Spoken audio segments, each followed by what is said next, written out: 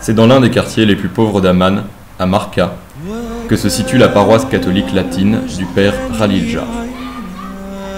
Dans cette zone, au nord-est de la capitale, habitent plusieurs centaines de familles de réfugiés de la plaine de Ninive, arrivées en Jordanie en 2014 pour fuir l'invasion de Daesh.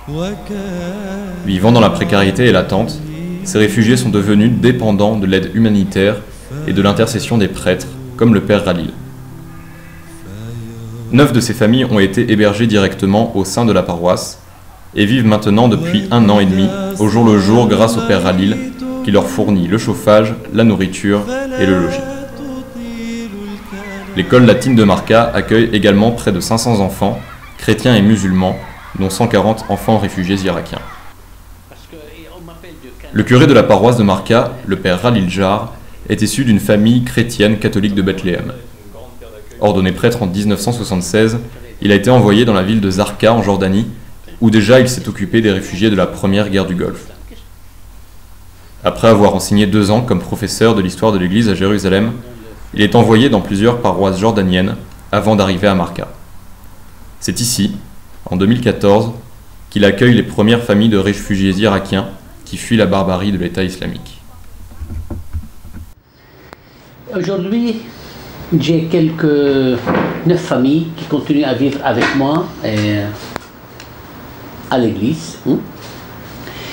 Et tout autour de l'église, de notre paroisse, nous avons quelques 400 à 450 familles qui vivent comme réfugiés. Il y a déjà 1 an et demi, quand ISIS, Daesh, a pris le contrôle de Mossoul, Caritas m'avait appelé pour me dire que mon père, nous avons beaucoup de réfugiés chrétiens qui arrivent de Mossoul. Est-ce que vous pouvez recevoir dans votre paroisse quelques familles?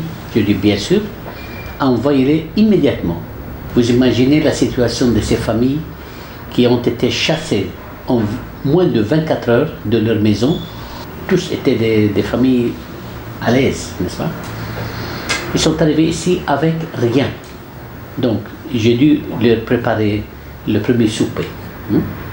C'était très simple, mais plein d'amour. Donc, Caritas a beaucoup fait du bien. Ils nous ont aidés aussi, parce que dès qu'ils sont arrivés, ces réfugiés, moi je n'avais pas la moindre possibilité de recevoir ces gens-là. Et du coup, qu'est-ce qui a été mis en place depuis plus d'1 an, depuis maintenant plus d'1 an, depuis leur arrivée? D'abord, nous avons quelques 24 appartements ici à Marca et à Jabal Amman, et que nous devons payer les loyers d'abord. Deuxièmement, il faut trouver les matelas, les couvertures, tout ce qu'ils ont besoin dans ces appartements. Troisièmement, il faut leur donner de temps en temps quelque chose pour manger, parce que étant réfugiés et en Jordanie, et la Jordanie ne leur donne pas la possibilité de travailler. Ils ne peuvent pas travailler. Ils sont arrivés avec rien. Comment vous imaginez qu'ils puissent vivre une vie digne d'un homme? C'était là que l'Église devait intervenir pour aider ces gens-là. C'est vrai que nous allons rendre compte devant Dieu de nos paroles. Mais en même temps, nous allons rendre compte aussi de notre silence. Donc, je suis obligé de parler.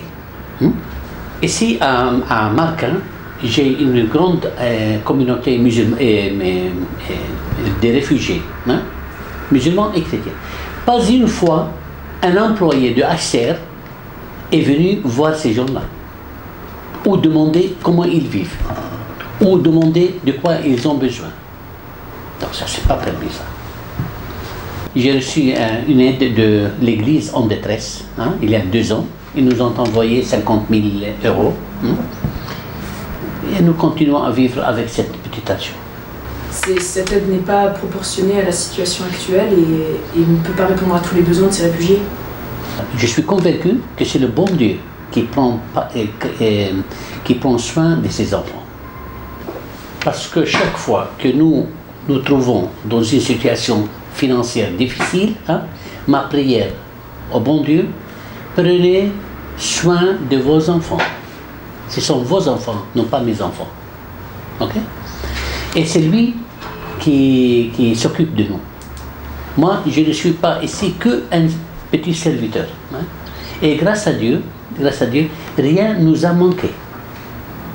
Parce que nous vivons jour par jour. Le Seigneur est mon pasteur, rien ne me fera, rien ne me manquera.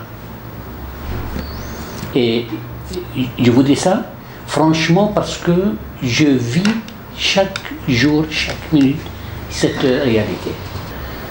Et aussi grâce à Dieu que le bon Dieu a mis sur notre chemin SOS Chrétien d'Orient. Comme chrétien, comme prêtre, je ne crois pas au hasard. Hein? Je crois à la providence. Hein? Si vous êtes ici, ce n'est pas parce que vous êtes venu par hasard, c'est l'Esprit de bon Dieu qui vous a guidé chez moi. Comme a guidé beaucoup d'autres associations et organisations. C'est pourquoi tous mes respects à ces jeunes garçons et filles hein, qui sont à la disposition au service des réfugiés. Et n'oubliez pas que si nous sommes ici pour servir les réfugiés, c'est un privilège qu'un jour ou l'autre, hein, nous allons nous rendre compte hein, que c'était un privilège de servir ces enfants du bon Dieu. Ne me demandez pas ce que nous avons fait pour les réfugiés. Moi, je préfère poser la question à l'envers. Qu'est-ce qu'ils ont apporté à nous, ces réfugiés? À moi, personnellement, c'était des messagers du Seigneur. Ils m'ont aidé à revoir et à analyser de nouveau ma mission, mon sacerdoce, mon travail social. Hein? Ce sont des gens, pour moi, ce sont des saints. Ce sont les saints de siècles. Moi, je vis avec des saints. Ces familles qui ont tout quitté pour garder leur foi en Jésus. Qu'est-ce que nous pouvons appeler ces gens-là? Ce sont des saints. Ce sont des martyrs. Du coup, qu'espérez-vous pour eux? Est-ce que de repartir dans leur pays un jour ou autre? Là, je ne peux pas imposer mon opinion. C'est à eux de décider. Hein? Parce qu'ils ont souffert assez. Or, quand on leur parle de cela, ils nous disent « Mon père, c'est assez. Nous avons souffert assez. Hein? Nous voulons chercher un pays où nous pouvons vivre tranquille. Non pas pour nous, mais pour nos enfants. Nous devons assurer un futur sûr pour nos enfants. Hein? Deuxièmement, ils ne veulent plus avoir contact avec les pays arabes musulmans. Ils en ont assez. Et je comprends. Je comprends. Notre mission des chrétiens, notre Seigneur Jésus-Christ nous a dit, vous êtes le sel de la terre. Si votre manger, ce que vous mangez, votre nourriture est trop salée, est-ce que vous pouvez le manger? Non. Et s'il est sans le sel, vous ne pouvez pas le manger. Donc un peu de sel donne un bon goût. Donc quand il a dit, n'ayez pas peur, petit troupeau, parce qu'il savait bien que nous serons un petit troupeau et nous resterons toujours un petit troupeau. Sinon, il pourrait dire, n'ayez pas peur, petit troupeau, vous serez une majorité. Non, il a dit, n'ayez pas peur, petit troupeau. Donc, c'est notre mission d'être persécutés, parce que nous sommes les enfants de la première église de Jérusalem, les enfants de l'église du Calvaire. C'est notre mission. Et moi-même, j'attends d'un moment à l'autre d'être, disons, martyr. C'est normal, parce que je suis l'enfant d'une église qui vit le martyr jour par jour. Donc nous n'avons pas peur. Hein. Au contraire, nous savons qu'avec notre souffrance et notre persécution, hein, nous payons la gloire de l'église. Et je suis sûr qu'un jour ou l'autre, l'Europe reprendra sa foi en Jésus. Hein. Et nous payons maintenant avec nos souffrances le prix. Et ce prix ne sera jamais en vain. Vous aviez quelque chose à dire à vos frères chrétiens de France? Je veux leur dire un grand merci de nous envoyer ce groupe de SOS Chrétiens d'Orient, jeunes filles et jeunes garçons, qui nous ont transmis l'amour et la tendresse de nos frères les Français. Et soyez sûrs que nous gardons dans notre prière toujours le peuple de la France. Moi, je suis d'une famille chrétienne catholique, d'éducation chrétienne, mais notre deuxième langue à la maison, c'est le français. Donc pour nous, la France, c'est quelque chose de très sain. Nous prions pour la France, pour le peuple de français, et nous espérons que le bon Dieu va vous payer en revanche, avec des grâces et des bénédictions. Et je suis absolument sûr que le gouvernement français, le Premier ministre, le peuple français tient à cœur le cas des chrétiens et l'histoire des chrétiens du Moyen-Orient. Parce que la France était toujours la défenseur de l'Église en Moyen-Orient. Moi, j'étais honoré de la visite du Premier ministre français.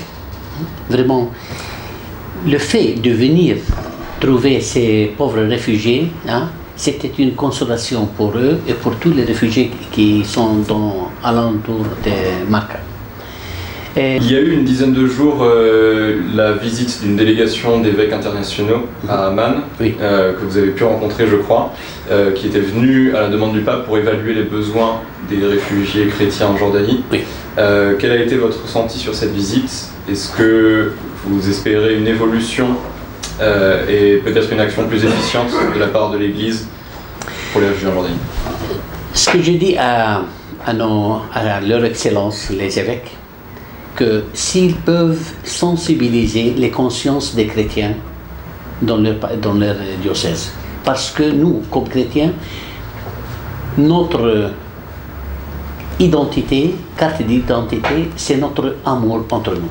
Donc, sensibiliser les chrétiens dans le monde entier qu'ils ont des frères qui souffrent au Moyen-Orient. Ils ont besoin de leur prière et de leur soutien. Je dis toujours que la paix, c'est un cadeau très cher du bon Dieu. Il faut prier et payer. Prier pour la paix et il faut payer pour aider ces pauvres réfugiés. Nous espérons qu'ils puissent faire quelque chose.